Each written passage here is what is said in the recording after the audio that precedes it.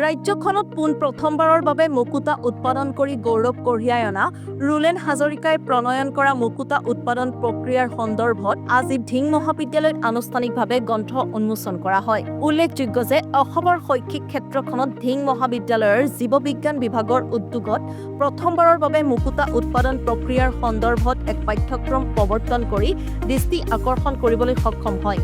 আজি ধিং মহাবিদ্যালয়ৰ জীৱবিজ্ঞান বিভাগৰ উদ্যোগতে আয়োজিত এক অনুষ্ঠানত ৰুলেন হাজৰিকা, সৈয়দ মহম্মদ গালিব আৰু ডক্টৰ পূৰ্ণিমা দাস বৰাই লিখা ফ্ৰেছ ৱাটাৰ পাৰ্ল কালাৰ শীৰ্ষক গ্ৰন্থখন উন্মোচন কৰি বিশিষ্ট শিক্ষাবিদ তথা নগাঁও মহাবিদ্যালয়ৰ অৱসৰপ্ৰাপ্ত অধ্যক্ষ ডক্টৰ শৰৎ বৰকটকীয়ে কয়, এই গ্ৰন্থখন সতেজ পানীৰ মুকুতা সংস্কৃতিৰ ওপৰত এক বিস্তৃত কামৰ প্ৰমাণ।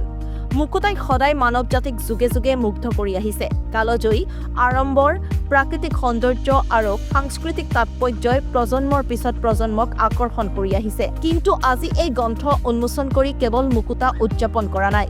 বিজ্ঞান, উদ্ভাৱন, জীৱিকা, সুযোগ আৰু সতেজ পানীৰ মুকুতা সংস্কৃতিয়ে প্ৰতিনিধিত্ব কৰা বহনক্ষম জলজ কৃষি পদ্ধতিক উদযাপন কৰিছো। শিক্ষাবিদগৰাকীয়ে আৰু কয়, নিখুঁতভাৱে গৱেষণা কৰি সুন্দৰভাৱে বিষয়বস্তু উপস্থাপন কৰা এই গ্ৰন্থখন কেৱল তথ্য সংকলনতকৈও অধিক বুলি ডক্টৰ বৰকটকীয়ে অভিহিত কৰে। এই অনুষ্ঠানত ধিং মহাবিদ্যালয়ৰ অধ্যক্ষ ডক্টৰ বিমান হাজৰিকা, সমবায় সমিতিসমূহৰ যুটীয়া পঞ্জীয়ক বিশ্বজিৎ চক্ৰৱৰ্তী, কটন বিশ্ববিদ্যালয়ৰ সহযোগী অধ্যাপক ডক্টৰ অলকেশ কুমাৰ বাৰ্মা অতিথি হিচাপে উপস্থিত থাকে। ধিং মহাবিদ্যালয়ৰ আচলতে মই অধ্যক্ষ মহোদয় ধন্যবাদ দিব খোজোঁ বিমান হাজৰিকাক, কাৰণ তেওঁ এটা ব্যৱস্থা কৰিছে যে এই কিতাপখন প্ৰকাশ কৰিব লাগে, ফ্ৰেছ ৱাটাৰ পাৰ্ল কালচাৰ। আৰু এই কিতাপখনৰ ক্ষেত্ৰত ইয়াৰ প্ৰাক্তন ছাত্ৰ ৰুলেন হাজৰিকাই বিশেষকৈ আগভাগ লৈছে আৰু তেওঁৰ কিতাপখনৰ লগত সহযোগ কৰিছে আমাৰ গালিবে লেখক, আৰু এখন কো ৰাইটাৰ আছে এই মহাবিদ্যালয়ৰে জুলজি বিভাগৰ পূৰ্ণিমা দাস বৰা।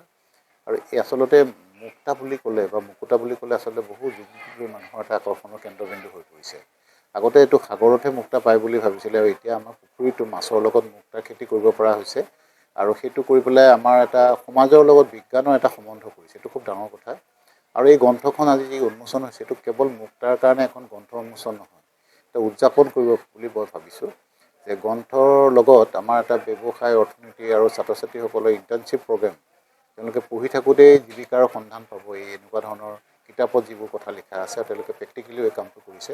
মই আশা কৰিম যে এই বাতৰিটো বিভিন্ন প্ৰান্তলৈ বিয়পি যাব, আৰু বিভিন্ন যুৱকে এনেকুৱা ধৰণৰ স্বাৱলম্বী হোৱাৰ ক্ষেত্ৰত, যিটো আমাৰ প্ৰধানমন্ত্ৰী মহোদয়ে কৈছে মেক ইন ইণ্ডিয়া, আমি নিজে নিজৰ কাম কৰিব লাগিব, প্ৰডাকশ্যন কৰিব লাগিব, এই বিশেষ এটা অৰিহণা যোগোৱা বুলি মই ভাবিছোঁ। আটাইতকৈ গুৰুত্বপূৰ্ণ কথা আৰু আটাইতকৈ ভাল লগা কথা যে এখন মহাবিদ্যালয় আমি বহুত সীমিত সুবিধাৰ মাজত কাম কৰিব লাগে, তাৰ মাজত এটা বিভাগে, জুলজি বিভাগে এইটো কাম আগবঢ়ালে, আৰু তাত আমি সামান্য চেষ্টা কৰিলোঁ, অকণমান প্ৰচেষ্টা কৰিলোঁ, এটা সাধাৰণ এক্সাৰ্ট কৰাৰ লগে লগে আচলতে কামটো হ'ল। আৰু সেইটোৱে হৈছে আটাইতকৈ গুৰুত্বপূৰ্ণ কাম বুলি আজিৰ দিনটোত ভবা হৈছে। Innovative practice and best practice, that is pearl farming, শামুকৰ পেটত মুকুতা। এই বিষয়টো আমি শুনি থকা এটা সাধু আছিলে, শামুকৰ পেটত মুকুতা থাকে, কিন্তু এতিয়া আমি তাক প্ৰস্তুত কৰিবৰ কাৰণে আমি ইণ্টাৰ্ণশ্বিপৰ জৰিয়তে 120 ঘণ্টা মাত্ৰ ইণ্টাৰ্ণশ্বিপ, 80 ঘণ্টা পাৰ কৰিলে ছাত্ৰ ছাত্ৰীসকলে। ৰুলেন হাজৰিকা আহিল আগবাঢ়ি টৰ্চ বিয়েৰাৰ হৈ, আৰু লগতে আমাৰ এই বিভাগীয় যিসকল চক্ৰৱৰ্তী ডাঙৰীয়াকে ধৰি যিসকল বিষয়া ইয়াত আহি গোট খালে। তাৰপিছত আমি জুলজি বিভাগৰ আমি শিক্ষয়িত্ৰীসকল, অধ্যাপক অধ্যাপিকাসকল, তেখেতসকল আগবাঢ়ি আহিল। আৰু এটা সঁচাকৈ এটা অতি গুৰুত্বপূৰ্ণ কথা যে আমি সাগৰত শামুকৰ পেটত মুকুতা বুলি জানিছিলোঁ। মানে আজি মোৰ কাৰণে এটা খুবেই ভাল লগা দিন, কাৰণ মই ধিং কলেজতে পঢ়ি যোৱা এজন ছাত্ৰ। তো সেই হিচাপে ধিং কলেজত মই ইণ্টাৰ্ণশ্বিপ ক্লাছ কৰাই আছিলোঁ পাৰ্লৰ ওপৰত। তো আমাৰ বিমান ছাৰে মোক যিমানখিনি উদগনি যোগাইছে, তেখেতৰ চেষ্টাৰ কাৰণে মই আজি এখন কিতাপ লিখিবলৈ সক্ষম হৈছোঁ, আৰু সেইকাৰণে মই ছাৰক ধন্যবাদ জনাওঁ। লগতে মোৰ লগত লেখিকা আছিলে, আমাৰ সৈয়দ গালিব মহম্মদ আৰু পূৰ্ণিমা দাস বাইদেউ মোক পঢ়াইছিলে বাইদেৱে। তো সেইখন ক্লাছৰুমত আজি মই ক্লাছ কৰাই পেলাই ইয়াতে পাৰ্লৰ বিষয়ে এখন কিতাপ উন্মোচন কৰা হৈছে। সেইকাৰণে মোৰ কাৰণে আজি খুবেই এটা আনন্দৰ দিন বুলি মই ভাবোঁ।